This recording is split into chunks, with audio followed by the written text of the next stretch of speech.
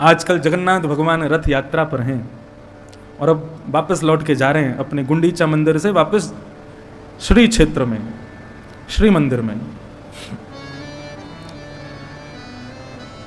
तो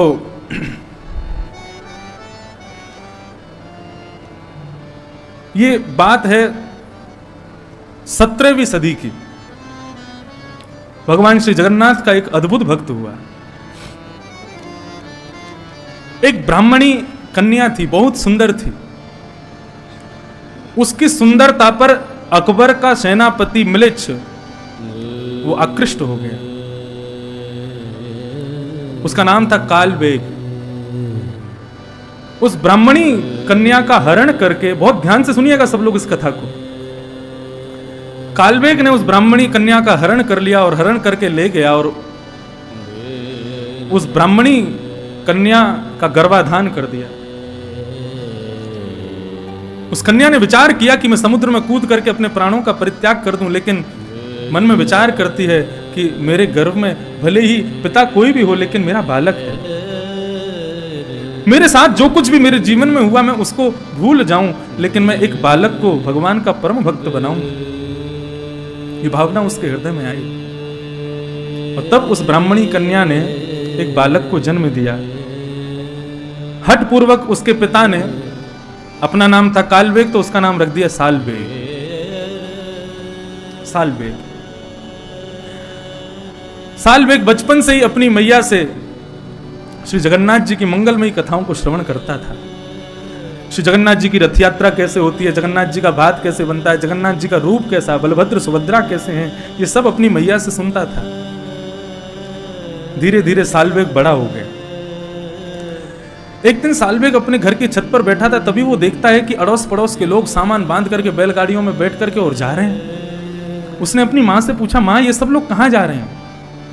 तब उसकी माँ ने बताया, बोले बेटा ये सब लोग श्री जगन्नाथपुरी जा रहे हैं, जगन्नाथ भगवान की रथ यात्रा में जा रहे हैं। जैसे सालबेग ने सुना जगन्नाथ जी की रथ यात्रा, उछलने लगा, मचलने लगा, माँ मैं भी जाऊं इनके साथ में, मुझे भी दर्शन करना है। सालबेग की माँ ने कहा, बेटा तुम ऐसे कुल में उत्पन्न हुए हो कि तुमको जगन्नाथ जी के दर्शन का सौभाग्य कभी नहीं मिलेगा। आज भी जगन्नाथ भगवान के दर्शन गैर हिंदुओं को नहीं प्राप्त होते, बस तब जब रथ यात्रा में आते तभी दर्शन का सौभाग्य मिलता है। सालबेग की मां ने कहा, यदि तुम गए भी तो तुम्हारा पिता रुष्ट हो जाएगा, तुम्हारी अनुपस्थिति में कुछ भी कर सकता है मेरे साथ। इसलिए बेटा यहीं बैठ करके जैसा मैंने तुमको बताया ऐसे ही जगन्नाथ जी के मंगल में दर्शन किया करो। सालबेग रुदन करने लगा। 700 कोस दूर है जगन्नाथ धाम। और सालबेग अपनी छत पर बैठ करके सालबेग गा रहा है, अरे नीलाचल पर्वत के मदमस्त हाथी जगन्नाथ। श्री जगन्नाथ भगवान जब रथ यात्रा के लिए जाते हैं उस समय का स्वरूप कैसा होता है जगन्नाथ जी का। समस्त पंडा पुजारियों के कंधे पर हाथ रख करके जिस प्रकार एक हाथी गजगामन चाल, ऐसे जगन्नाथ भगवान सीढ़ियों पर कूद कूद के आते हैं नीचे जब रथ यात्रा के लिए जाते हैं। और सीधा नहीं चलेंगे, आगे फिर पीछे, फिर आगे फिर पीछे। सालबेग ने कभी दर्शन नहीं किया अपने जगन्नाथ जी का, लेकिन अपनी मां से सुने हुए वचनों को केवल गा रहा है। अहि नील शैल प्रबल मत तारण, ए नीलाचल पर्वत के पर्वत यानी कि मत वाले हाथी। हाथी का एक स्वभाव होता है क्या कि हाथी कमल के वन को जब देखता है तो उसको छोड़ता नहीं है, ध्वस्त कर देता है। सालबेग जगन्नाथ भगवान से कह रहा है, मुआर तनलनी वन कूक दशन। मैंने पूर्व जन्म के कोई पाप किए होंगे जगन्नाथ भगवान, जो मैं आपके दर्शन का अधिकारी नहीं हूं, तो आप आकर के मेरे उन पाप रूपी कमल की बगीचे को आकर के ध्वस्त कर दीजिए और मुझे अपना दर्शन कराइए हे जगन्नाथ जी। सालबेग जब ये स्तुति गा रहा था, श्री जगन्नाथ भगवान श्री मंदिर से उतर करके रथ की ओर प्रस्थान कर रहे थे। और जैसे ही रथ में जाकर के आरूढ़ हुए, वहां ठाकुर जी को करोड़ों भक्त नहीं दिख रहे हैं, केवल सालबेग की मंगलमयी स्तुति सुनाई दे रही है। एक म्लेच्छ मुस्लिम बालक है सालबेग। बलभद्र जी का रथ चल पड़ा, सुभद्रा का रथ चल पड़ा, करोड़ों की तादाद में भीड़ आ गई। जगन्नाथ भगवान के रथ को चारों ओर से घेर लिया। बड़े बड़े मदमस्त लोगों ने आकर के जैसे ही जगन्नाथ जी के रथ को खींचना शुरू किया, सुबह से शाम हो गई लेकिन जगन्नाथ जी का रथ हिला नहीं वहां से। जगन्नाथपुरी का राजा आया, राजा ने आकर के भात भोग लगाया, रसगुल्ला भोग लगाया, ठाकुर जी के चरणों में बार बार प्रणाम कर रहे हैं, प्रभु हमसे कोई अपराध हो गया, आपका रथ आगे क्यों नहीं बढ़ रहा है? जहां तक दृष्टि पड़ रही है लोग खड़े हैं जगन्नाथ जी के रथ के आगे बढ़ने की प्रतीक्षा कर रहे हैं। राजा ध्यानस्थ होकर के बैठा, जगन्नाथ भगवान उसके स्वप्न में प्रकट हो गए और कहा, बोले आज मेरे रथ को खींचने के लिए एक भी व्यक्ति जगन्नाथपुरी में क्यों नहीं आया? राजा कहता है, प्रभु अपने नेत्र, विशाल नेत्रों को खोल के देखिए, जहां तक आप देखेंगे समुद्र के भांति लोग ही लोग खड़े हैं रथ को खींचने के लिए। आप कैसे कह सकते हैं कि एक भी भक्त नहीं है? जगन्नाथ भगवान रुदन करने लगते हैं और कहते हैं, हे राजन, आज मुझको केवल सालवेग दिख रहा है, मुझको और कोई दिखाई नहीं दे रहा। कैसे भी करो, व्यवस्था करके सालवेग को बुलवाओ, वो आकर के जब रथ में हाथ लगाएगा तभी मेरा रथ आगे बढ़ेगा। आज राजा ने 700 कोस दूर पालकी भेजी और सालवेग अपने रथ पर, अपने छत पर खड़ा खड़ा रुदन कर रहा है, जगन्नाथ भगवान की मंगलमय स्तुति गा रहा है। राजा के समस्त लोग गए और जाकर के सालवेग को पालकी में लेकर के आए। करोड़ों लोग जो जगन्नाथ जी के दर्शन के लिए आतुर बैठे थे, लेकिन अब जगन्नाथ जी को कोई नहीं देख रहा, सब सालवेग की प्रतीक्षा कर रहे हैं। भाई कौन ऐसा भक्त है जिसके लिए जगन्नाथ जी आगे नहीं बढ़ रहे? एक म्लेच्छ का बालक सालवेग जब पालकी में बैठ करके उस करोड़ों जनसंख्या के बीच में प्रकट होता है, रथ पर बैठे हुए जगन्नाथ जी का विग्रह मानो मदमस्त होकर के मचलने लग जाता है। राजा को आज्ञा करते हैं, सालवेग को लेकर के आओ और आकर के मेरे हृदय से लगा दो। सालवेग पालकी से उतरता है, रथ पर चढ़ता है। करोड़ों लोग देख रहे हैं, जिन ठाकुर के दर्शन का अधिकार म्लेच्छों को नहीं है, आज वो म्लेच्छ का बालक सालवेग भगवान को आलिंगन करने जा रहा है। जगन्नाथ भगवान का पहली बार दर्शन सालवेग करता है। मानो जगन्नाथ भगवान कहते हैं, ये भुजाएं तेरे आलिंगन के लिए ही खड़ी की है मैंने, सालवेग आ जा और मुझे अपने हृदय से लगा ले। सालवेग जाकर के जैसे ही जगन्नाथ जी को अपने हृदय से लगाता है, जगन्नाथ भगवान का रथ बिना किसी के हाथ लगाए अपने आप बढ़ने लग जाता है। इसको कहते हैं प्रपन्नता। यह भक्त का लक्षण नहीं है, यह प्रपन्नता का लक्षण है।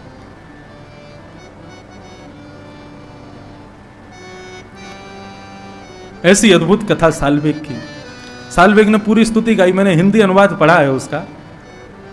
इतना अद्भुत भाव है, इतना सुंदर भाव है। श्री गिरधर लाल जी का तृतीय जन्मोत्सव जगन्नाथपुरी में होगा तो ये उड़िया भाषा का सालवेग का गीत पूरा गाएंगे और पूरे का भाव सुनेंगे वहां पर।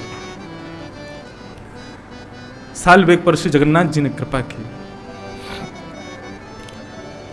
तो गोपियां कह रही हैं, वांछन्ते यत्पादरच प्रपन्नः। बोले प्रभु आपके प्रपन्न भक्त क्या चाहते हैं आपसे?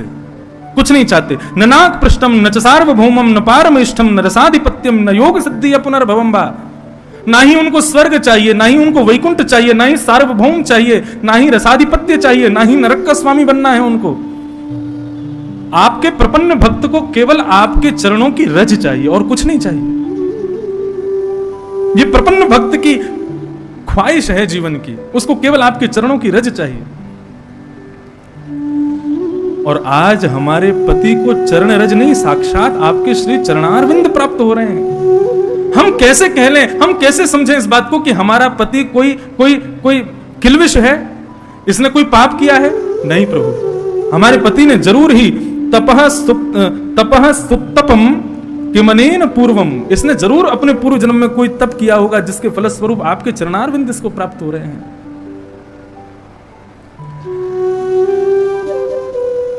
तवांग्रि रेणु स्पर्शराधिकार, हमारे पति को आज आपके चरण स्पर्श, चरण रेणु स्पर्श का अधिकार प्राप्त हुआ। हमें तो उससे यह पता लगा है कि हमारा पति कोई पूर्व जन्म का बहुत बड़ा तपस्वी है, इसने कोई पाप नहीं किया है।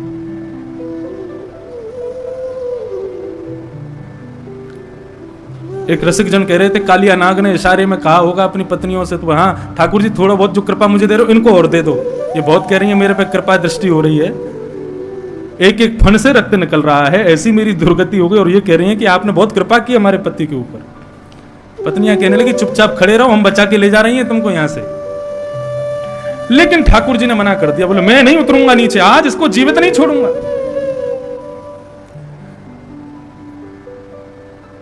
तब नाग पत्नियों ने एक युक्ति अपनाई और कहा, प्रभु यदि आपके पाद प्रहार से कालिया नाग का वध हो गया ना तो जाएगी लाज तुम्हारी। कालिया नाग का कुछ नहीं बिगड़ेगा, आपका बिगड़ जाएगा। भगवान बोले मेरा कैसे बिगड़ेगा? बोले पति प्राण प्रदीयताम, हमारे पति को आप छोड़ दीजिए। क्यों? बोले यदि हमारे पति के प्राण निकल गए और कल को किसी ने पूछा, बोले भैया वो आदमी कैसे मर गया था? बोले उसके सिर पर काम मंडरा रहा था। वो कैसे मर गया? बोले उसके सिर पे काल मंडरा रहा था। वो कैसे मर गया? उसके सिर पे लोभ मंडरा रहा था। कोई पूछेगा कालिया नाग कैसे मर गया? बोले कृष्ण मंडरा रहे थे उसके सिर पे। आपकी लाज चली जाएगी यदि हमारा पति मर गया तो। तत्क्षण ठाकुर जी नीचे कूद गए। बोले नहीं, फिर तो हम कालिया नाग को छोड़ देंगे। कालिया नाग के फण से नीचे उतर गए ठाकुर जी और नीचे उतर करके खड़े हो गए। कालिया नाग की हालत खराब हो गई। भगवान से कहने लगा, अरे उतर क्यों गए? आ जाओ, अभी और मारो, जान से खत्म कर दो, मार दो हमको, जीवित क्यों छोड़ रहे हो आप? कालिया नाग कहता है, स्वभावो दिस्नजो नाथ लोकानां यद सत्गृह। हमारा स्वभाव जो इतना दुस्तेज बनाया वो किसने बनाया? भगवान बोले मैंने बनाया। पूरी सृष्टि की रचना आप करते हैं, प्रत्येक मानव को आप बनाते हैं, प्रत्येक जीव को आप बनाते हैं। हम सर्पों को आपने बनाया, सर्पों का इतना भयभीत, इतना भयावह स्वभाव आपने बनाया, हमारी जिह्वा में विष आपने भरा। भले अपने जन्म से मिले हुए स्वभाव को कोई कैसे छोड़ सकता है? कालिया नाग स्पष्ट करता है, स्वभावो दिस्तजो नाथ लोकानाम यदसत ग्रह। व्यक्ति सब कुछ छोड़ सकता है, लेकिन जन्म के बाद जो सबसे पहला स्वभाव उसके भीतर आता है उसको छोड़ना बहुत मुश्किल होता है। प्रभु मुझे विषैला आपने बनाया, मुझे क्रोधी आपने बनाया, इसमें मेरी क्या गलती है? आप मुझे क्यों मार रहे हैं? बहुत दुस्तेज होता है जन्म से मिले हुए स्वभाव को छोड़ना।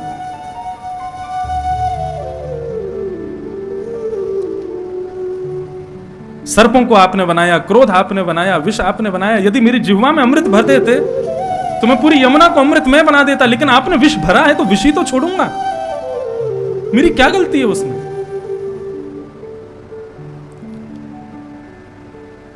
और अंत में तो यही कह देता है, भवान ही कारणम तत्र सर्वज्ञो जगदीश्वर।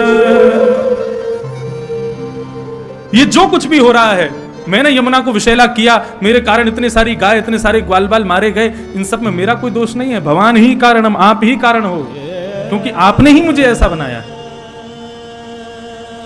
भगवान थोड़ी देर तो सुनते रहे और सुनते सुनते मन में विचार करने लगा, भी ये कालिया नाग अपने जाल में फंसा रहा है। काली, बाली, बली, इन तीनों के आगे भगवान हार गए। कालिया नाग कह रहा है मुझ में विष भरा, मेरी क्या गलती? बाली कहता है मुझे मेरे सामने आके मार के दिखा दे, छुपके क्यों मारा? अब बलि कहता है प्रभु आपने दो पग से तीनों लोग नाप लिए, तीसरा पग मेरे सिर पर रख दो। ठाकुर जी कुछ कर ही नहीं पाए। इन तीन भक्तों से ठाकुर जी ने अपनी हार स्वीकार की, चुप हो गए, मौन हो गए, कुछ बोले नहीं। लेकिन मुझे ऐसा लगता है ठाकुर जी ने ऊपर की ओर इशारा किया होगा, बोले ज्यादा बात मत बना, ऊपर देख। तो जैसे ही ऊपर देखा होगा कालिया नाग ने, ऊपर से शेषावतार बलराम जी खड़े होंगे। बोले भगवान से जबान लड़ाता है, भगवान से ज्यादा बोलता है। कालिया नाग ने जैसे ही देखा होगा बलराम जी को, तुरंत प्रणाम किया होगा, बोले कि मैं क्या करूं, मेरा अपराध क्या है, मुझे बताइए। बोले तेरे लिए मैंने रमणक द्वीप बनाया है, फिर यहां क्या कर रहा है? चला जाए यहां से, यमुना को छोड़, यहां रहने का कोई अधिकार नहीं है तुम्हारा। द्वीपम रमणकम तुम्हारे लिए बनाया है, जाओ। ये कालिया नाग रहता क्यों है यमुना जी में? इसके विषय में कथा आती है कि भगवान के आसन श्री गरुण जी महाराज, उनका प्रिय भोजन है सर्प। कालिया नाग यहां पर कहता है कि मैं चला तो जाऊंगा, लेकिन मुझे भय है आपका जो आसन गरुण है वो मेरा वध कर देगा। भगवान बोले डरने की जरूरत नहीं है। बोले क्यों? बोले अब तू वैष्णव हो गया है, तेरे मस्तिष्क पर मेरे चरण चिन्ह अंकित हो गए हैं, अब गरुण जी तेरा कुछ नहीं बिगाड़ेंगे, तू चला जाए यहां से। गरुण जी का प्रिय भोजन सर्प, आए दिन सर्पों का भोजन करते हैं गरुण जी। सब सर्पों की मंडली ने एक दिन चिंता व्यक्त की, बोले भैया ये गरुड़ जी हम में से किसी को रोज खा जाते हैं, हम लोग कुछ कह भी नहीं पाते क्योंकि भगवान के वाहन हैं। तब सर्पों के मुखिया ने कहा, बोले भैया एक काम करो, 9 प्रकार की प्रजाति होती है सर्पों की, बोले काम करो गरुड़ जी को एक बार यहां पर भोजन पर बुलाओ और उनसे प्रार्थना करेंगे भैया इसका कोई समाधान निकालो, इस प्रकार आप तो किसी को भी खा जाओगे। गरुड़ जी महाराज को बुलाया गया, गरुड़ जी से प्रार्थना की गई, बोले प्रभु आप इस प्रकार सर्पों का हनन मत किया कीजिए, प्रिय वस्तु रोज नहीं खानी चाहिए, कभी कभी खानी चाहिए। सर्पों ने कहा अब किसी को गुलाब जामुन रसगुल्ला पसंद है तो रोज थोड़ी खाए, रोज खाने से उसका सुख भी कम हो जाता है और उसके फिर उससे रोग होने की भी संभावना होती है। आप तो रोज ही खा जाते हो हम में से किसी को भी उठा के। तो बोले हे गरुड़ भगवान, हम आपको वचन देते हैं, महीने की प्रत्येक पूर्णिमासी को एक वृक्ष निर्धारित कर दिया, उस वृक्ष पर हम में से एक सर्प को हम छोड़ दिया करेंगे, आप आके उसको पा लिया करना, लेकिन रोज खाना बंद कर दीजिए। अब इतना स्वागत किया, सम्मान किया सर्पों ने, तो गरुड़ जी ने उनकी बात मान ली, बोले ठीक है हम इसी प्रकार करेंगे। अब कोई सर्प बहुत वृद्ध हो जाता, लूला लंगड़ा हो जाता, उसका कोई काम नहीं रहता, तो उसको ले जाके वहां वृक्ष पे छोड़ देते, गरुड़ जी आके उसको खा जाते। एक दिन बारी आई कालिया नाग की। कालिया नाग को जैसे ही पहुंचाया गया उस वृक्ष के पास, क्रोध में चला तो गया, लेकिन कालिया नाग को अपने अत्यंत विषैला होने का बहुत अभिमान था। जैसे ही गरुड़ जी महाराज इसका भोजन करने के लिए आए, कालिया नाग ने अपने विशाल 101 फणों से भयंकर विष को छोड़ा। गरुड़ जी महाराज बोले सूर्य को दीपक दिखाता है, अपने वाम पंख से ऐसा प्रहार किया और कालिया नाग को खाने के लिए जैसे ही दौड़े, कालिया नाग इतनी द्रुत गति से दौड़ा, दौड़ता दौड़ता दौड़ता सीधे जाकर के यमुना जी में विराजमान हो गए। प्रश्न उठा कि भाई यमुना जी में कैसे आश्रय मिल गया, यमुना जी में क्यों नहीं गए गरुड़ जी? तब वर्णन आता है कि गरुड़ जी का दूसरा प्रिय भोजन है मछली।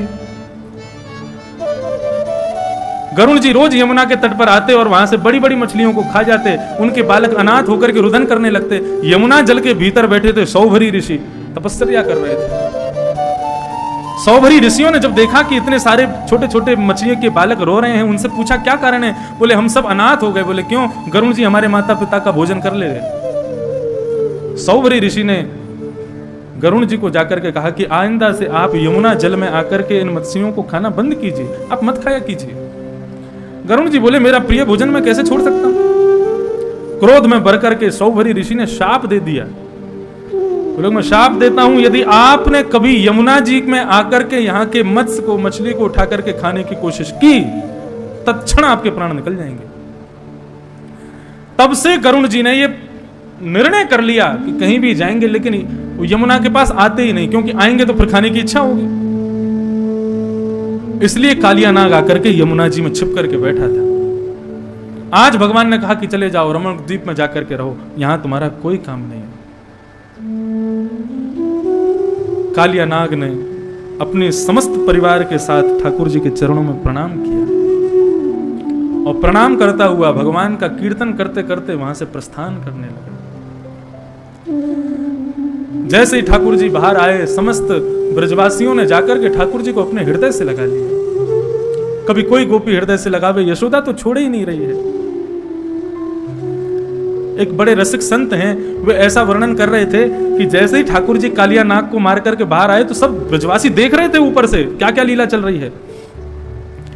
जैसे ही ठाकुर जी कालिया नाग को मार के बाहर आए तो कई लोगों ने ठाकुर जी को प्रणाम किया। ब्रजवासियों में प्रभुता देख करके ठाकुर जी को अच्छा नहीं लगा और ठाकुर जी बाहर निकल करके यशोदा मैया के अंक में जाकर के लिपट गए और रोने लगे।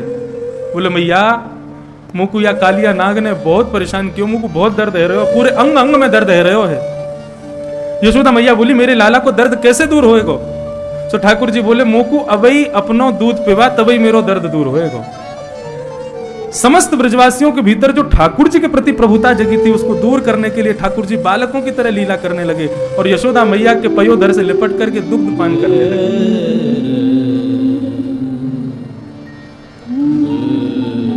ऐसी ठाकुर जी की मंगलमयी लीला। स्वच्छ जल आ गया यमुना जी में। ठाकुर जी अपने अनावृत चरणों से, बिना पादुका के चरणों से वृंदावन में विचरण करते हुए वृंदावन को सुख प्रदान कर रहे हैं। समस्त गोपालों के साथ में, समस्त ग्वाल बालों के साथ में ठाकुर जी भ्रमण कर रहे हैं। और क्या कर रहे हैं? बोले चुकूज वेणुम। ठाकुर जी अपने अधरों पर वेणु को धारण करके अपनी कोमल उंगलियों से उसके चित्रों को आच्छादित करते हुए जैसे ही प्राण पिरोते हैं, बाज उठती है वंशी श्री राम वृंदावन में। अद्भुत। यहां से प्रारंभ होता है वेणु गीत, जिसका श्रवण आप लोग पूज्य सद्गुरुदेव भगवान से प्रातःकाल सत्र में कर रहे हैं। लेकिन दो चार भाव कह के हम भी वेणु गीत में अपनी पुष्पांजलि अर्पित करेंगे। ठाकुर जी की उस वंशी को सुनकर के अपने अपने घरों में बैठी हुई गोपियां अनेक अनेक कार्यों में लगी हैं, लेकिन मन में इच्छा प्रकट होती है कि हम उठ करके जावें और इस वेणु का रव करने वाले श्री कृष्ण का दर्शन कर लें। लेकिन कैसे जाएं? सास बैठी है, ससुर बैठे, पति बैठे, इतने काम बचे हैं, अब कैसे जाएं इन सबको छोड़ करके?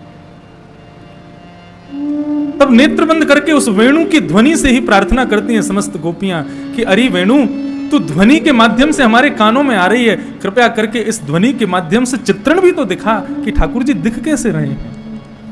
वेणु गीत क्या है? वेणु गीत सीधा प्रसारण, लाइव टेलीकास्ट ठाकुर जी का।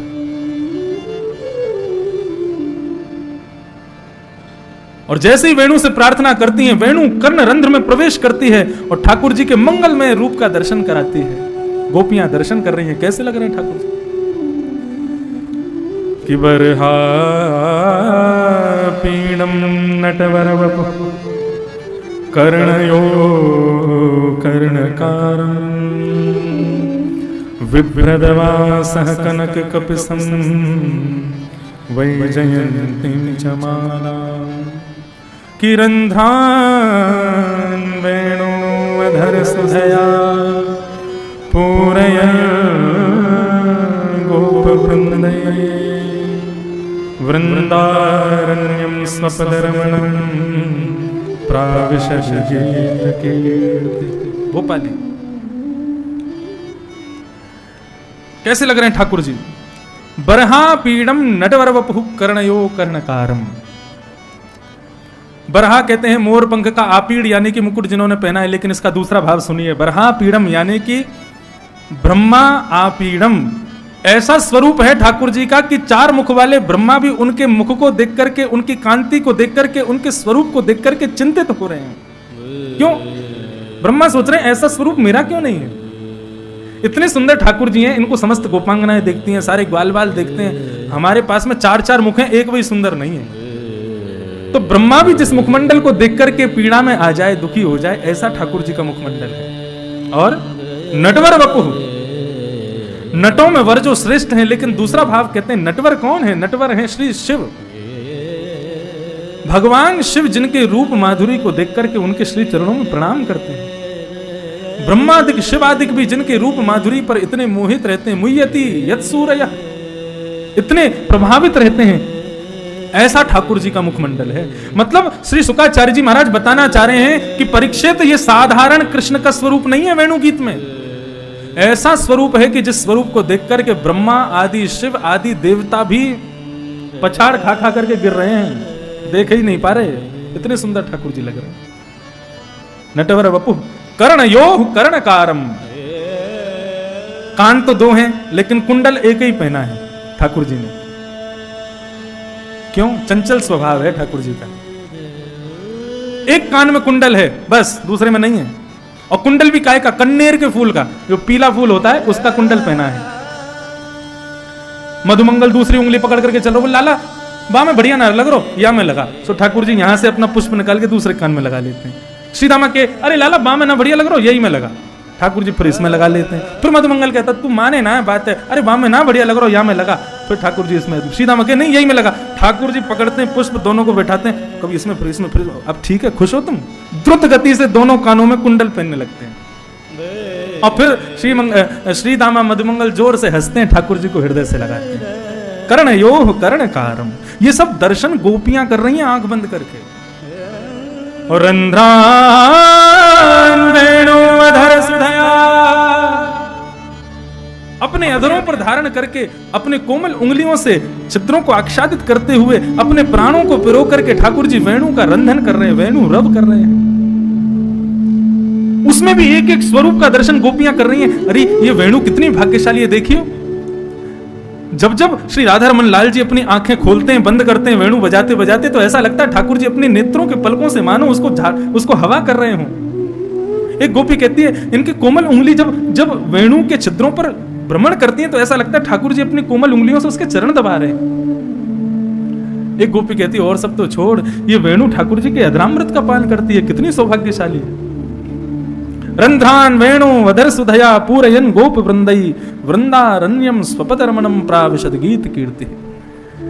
ऐसे सुंदर ठाकुर जी अपनी अलकावलियां, घुंघराले केश खुले हुए हैं, बीच में छोटा सा मुखमंडल है ठाकुर जी का, अपने बिना पादुका के चरणार बिंदों से मचलते मचलते उछलते हुए श्री वृंदावन में प्रवेश कर रहे हैं गोप ग्वालों के साथ, और उस कीर्ति का गान गोप ग्वाल कर रहे हैं, और गोपियां घर में बैठ करके दर्शन कर रही हैं। गोपियां कह रही हैं अक्षणवतां फलमिदं न परम विदाम सख्य प्रसूननुवेशयतोर्वयस्यै। अरे सखी, ऐसी रूप माधुरी को देखने के अलावा इन आंखों का किसी और को देखने का धर्म है, ये तो हम जानते ही नहीं है। कोई हमसे कहे कि भैया ये सौंदर्य देखो, ये सौंदर्य देखो, लेकिन हम तो कहेंगे जिसने श्याम सुंदर के स्वरूप को देख लिया उसकी आंखों का धर्म सिद्ध हो गया, सफल हो गया, अब उसको किसी और को देखने की जरूरत नहीं है। ठाकुर जी ने हमको आंख क्यों दी? गोपियां कह रही हैं, बोले आंख इसीलिए दी ताकि आप इन आंखों से ठाकुर जी के मंगलमय रूप को देख सको। कान इसलिए दिए ताकि ठाकुर जी की मंगलमय कीर्ति का गान सुन सको। हाथ इसीलिए दिए ताकि करताल बजा सको, सेवा कर सको। चरण इसीलिए दिए प्रदक्षिणा कर सको। प्रत्येक अंग ठाकुर जी ने अपनी सेवा के लिए दिया, और इन अंगों का सार्थक तभी होगा आना, हमारे शरीर में आना तभी सार्थक माना जाएगा जब इन अंगों से, प्रत्येक अंग से हम ठाकुर जी की सेवा करते हैं।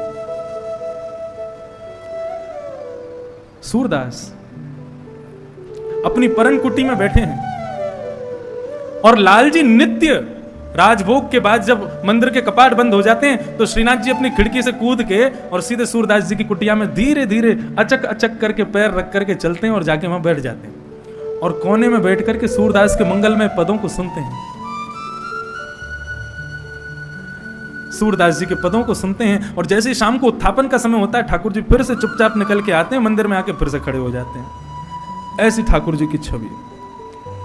अच्छा, श्रीनाथ जी का एक भाव है वो, अच्छा, ठाकुर जी के किसी भी रूप को एकाकार कृष्ण समझ करके नहीं देखना चाहिए, दोष माना जाता है। आप श्री राधा रमन लाल जी का दर्शन करते हैं और राधा रमन लाल जी का दर्शन करते हुए केवल सोचते हैं कृष्ण हमारे सामने खड़े हैं, तो दोष माना जाएगा।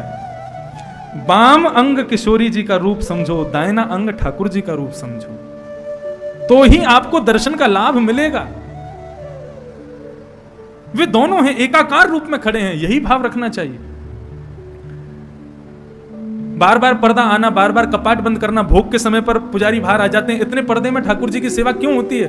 क्योंकि जब पर्दा आता है, जब हम संसारी लोगों से ठाकुर जी को पर्दा कर दिया जाता है, ठाकुर जी एक से दो हो जाते हैं, किशोरी जी सहज हो जाती हैं, ठाकुर जी सहज होकर के बैठ जाते हैं, एक दूसरे को प्रसाद आरोगाते हैं। श्री राधा रमन मंदिर जी में आज भी भोग आरोगाते समय सब पुजारी बाहर आते हैं। क्यों?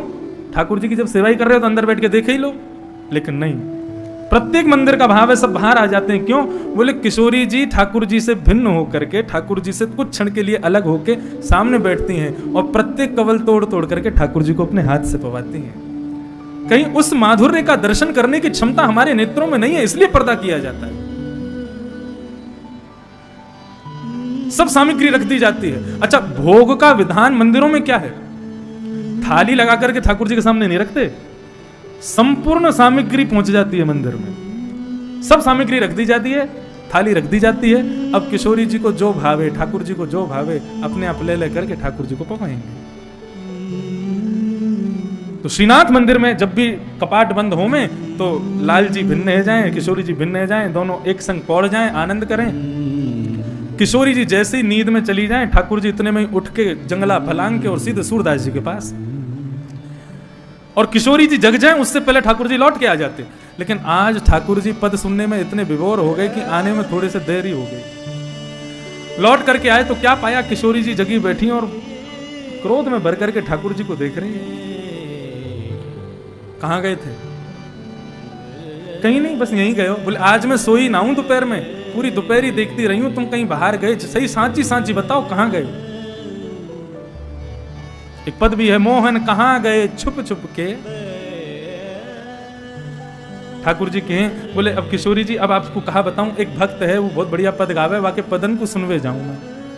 किशोरी जी बोली तुम्हारी बात पर विश्वास ना है, कल से मैं भी चलूंगी साथ में। ठाकुर जी बोले नहीं नहीं आप मत चलियो, आप चलोगी तो फिर बिगड़ जाएगा मामलो, आप मत चलियो। किशोरी जी बोली या तो मुंह को लेके चलियो, नहीं तो गुसाई जी से शिकायत कर दूंगी तुम्हारी।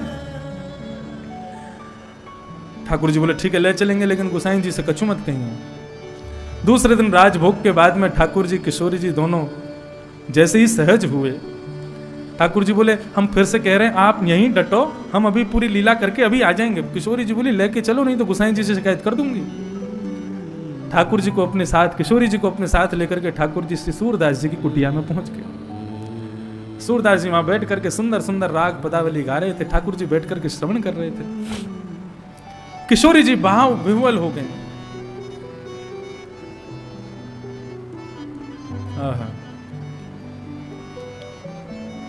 सूरदास जी जैसे ही उठ करके वहां से जाने लगे, ठाकुर जी बोले चलो चलो श्यामाजू अब हम वापस मंदिर को चलें। किशोरी जी बोली इनके पास नेत्र नहीं है, लाठी से चल करके जा रहे हैं, कहीं गिर गए तो? अरे नेक दूर जहां तक ये जा रहे हैं वहां तक इनके संग संग चलेंगे, कहीं गिरे नहीं, नेक थोड़ा ध्यान रखेंगे, फिर वाके बाद हम चल देंगे। ठाकुर जी बोले लेट ठहरे हम, और कहीं गुसाई जी ने आकर के कपाट खोल दी, हम दोनों नहीं मिले तो आज खूब डांट पड़ेगी हमारी। किशोरी जी बोली अरे कछु ना कहेंगे गुसाई जी, आप चलो हमारे। बोले यही मारे ना लेके आ रहा हूं मैं। अरे भक्त की सेवा को दूर से दर्शन करो, जाके मंदिर में अपनी प्रभुता से आनंद करो, इतना ज्यादा सहज है की कहा जरूरत है? लेकिन किशोरी जी तो कृपा निधान है ना, कृपालु है। श्रीमद् भागवत में ये कह दिया गया, यमुना जी कहती हैं कि तस्य दास्य प्रभावेण विरहोस्मान न संस्पृशेत। किशोरी जी की दासत्व ग्रहण करने का यह प्रभाव है कि विरह नहीं होता, फिर कृपालु है, करुणा निधान है। सूरदास जी के पीछे पीछे चलने लगे, तभी आगे एक गड्ढा था, उसमें सूरदास जी गिरने ही वाले थे। किशोरी जी दौड़ी पकड़ने के लिए, ठाकुर जी ने हाथ पकड़े, बोले बिल्कुल ये गलती मत करना, बाबा ने यदि पकड़ लियो तो फिर मंदिर नहीं पहुंच पाएंगे। सूरदास जी गड्ढे में गिर गए। किशोरी जी को हाथ पकड़ लिया, बोले चलो मेरे साथ मंदिर चलो। किशोरी जी बोली आप कैसे निष्ठुर हो, एक आपको भक्त, एक आपको इतना प्रिय भक्त गिर गए और गड्ढे में, वाकू छोड़ के जावे की बात कर रहे हो? अरे 2 मिनट लगेंगे, वाकू बाहर निकाल ले, वाकू सहजता से बाहर पधरा दो, फिर चले चलेंगे। ठाकुर जी बोले अब कैसे निकालूं? सो किशोरी जी ने अपनी चुनरी दी, ठाकुर जी की काली कमली से बांध के बोले या को डारो भीतर और या पकड़ के बाबा को ऊपर खींचो, बाबा बाहर आ जाएगा, सो हम चल देंगे। ठाकुर जी बोले आज ये बाबा पकड़ ही लेगो हमें। जैसे ही महाराज चुनरी और पटका बांध के काली कमली भीतर डाली, अरे बाबा, बाबा शब्द सुनते ही सूरदास जी का रोम रोम प्रफुल्लित हो गया। सूरदास जी बोले भैया कौन है भैया? अरे मैं यही गांव को छोड़ा हूं, तुमको निकार भी आया हूं, बाहर गिर गए हो ना भीतर। हाँ भैया बड़ी कृपा तेरी, कहां ते आऊं? बोले सीधे सीधे आओ, आगे कपड़ा मैंने डालो, बाकू पकड़ लो कस के, मैं तुम्हें खींच लूंगा ऊपर। जैसे ही ठाकुर जी की कमली पकड़ करके और सूरदास जी ने पकड़ा तो इत्र की सुगंधी सूरदास जी को आ गई, और ये वही इत्र है जो आज सुबह राजभोग में गुसाई जी ने हमको दिया था। सूरदास जी समझ गए कि कोई हो ना हो, साक्षात लाल जी ही पधारे हैं। सूरदास जी ने पकड़ो, ठाकुर जी ने वह चुनरी को खींचना शुरू किया, और किशोरी जी ठाकुर जी को खींच रही हैं, सूरदास जी को बाहर निकाल रहे हैं गड्ढे थे। सूरदास जी बोले सूरदास आज चूक गयो तो जीवन भर को तो रोना पड़ेगा, आज चूकियो मत। जैसे ही सूरदास जी निकल करके बाहर आए तो लड़खड़ाने लगे, और लड़खड़ा के गिरे तो ठाकुर जी तो बच गए, किशोरी जी के चरण उनके हाथ में आ गए। किशोरी जी के चरण को नूपुर तुरंत सूरदास जी ने खोल लिया और अपने हाथ में भर के और अपने बगल में दबा लिया। ठाकुर जी किशोरी जी से बोले अब चलो भगो यहां से। जैसे ही चलवे को भय, सूरदास जी कह रहे हैं अरे भैया कौन हो कौन हो? अरे बाबा आऊंगा बाद में, मेरी मैया बुला रही है। ठाकुर जी किशोरी जी को लेकर चले तो जैसे किशोरी चली, एक नूपुर की आवाज आवे, दूसरे की नहीं आवे। किशोरी जी बोली मेरो एक नूपुर कहां गयो? ठाकुर जी बोले मैं दूसरों ला के दे दूंगा। अरे वो ऐरावत हाथी के दांत से बनो भयो नूपुर है, साधारण नूपुर ना है, मुझको तो वही चाहिए। ठाकुर जी बोले यही मारे ना लेके आता हूं मैं तुम्हें, क्योंकि मुझे पता है कि तुम कब दिन ऐसी लीला करोगी कि मैं फंस जाऊं। किशोरी जी बोली नूपुर के बिना तो मैं जाऊंगी नहीं। ठाकुर जी बोले नूपुर ढूंढो, आसपास ढूंढने लगे, कहीं मिलो नहीं। ढूंढते ढूंढते सूरदास जी के पास बैठे, सूरदास जी चैन से बैठे हुए हैं, नूपुर को बार बार स्पर्श कर रहे हैं। ठाकुर जी ने देखा, बोले कि सूरदास के हाथ में नूपुर लगा। किशोरी जी से कहने लगे किशोरी जी हम दूसरों नूपुर ले आएंगे, आप या कुछ छोड़ो, या के पीछे मत पड़ो, हम दूसरों नूपुर लाके आपको दे देंगे। लेकिन किशोरी जी के तो मन की भावना, किशोरी जी नूपुर पर आकृष्ट नहीं है, वो सूरदास पर कृपा करना चाहती।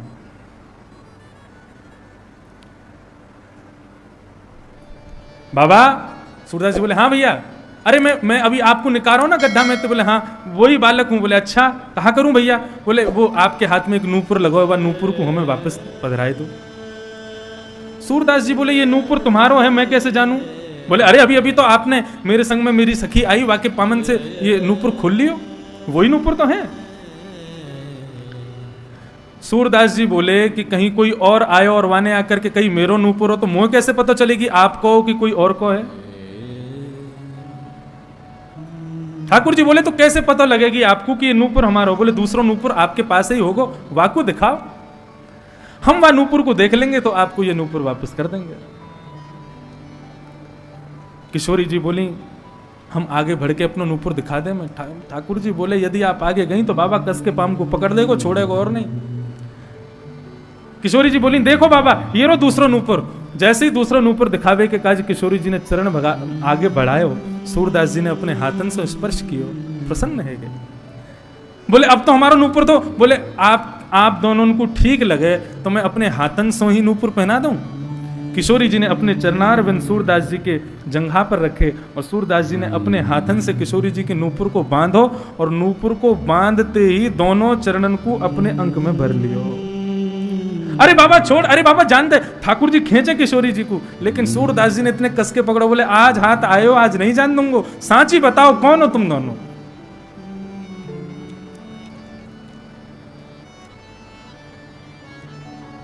ठाकुर जी किशोरी जी एक दूसरे के मुखमंडल की ओर देखें, दोनों के नेत्र सजल है गए। बोले बाबा ने निरंतर हमारी सेवा करी है पद गा के, आज याकू दर्शन करा दे में। किशोरी जी ने जैसे ही सूरदास जी के नेत्रों पर अपने हाथ फेरे, बोले बाबा नेत्र खोल करके देखो।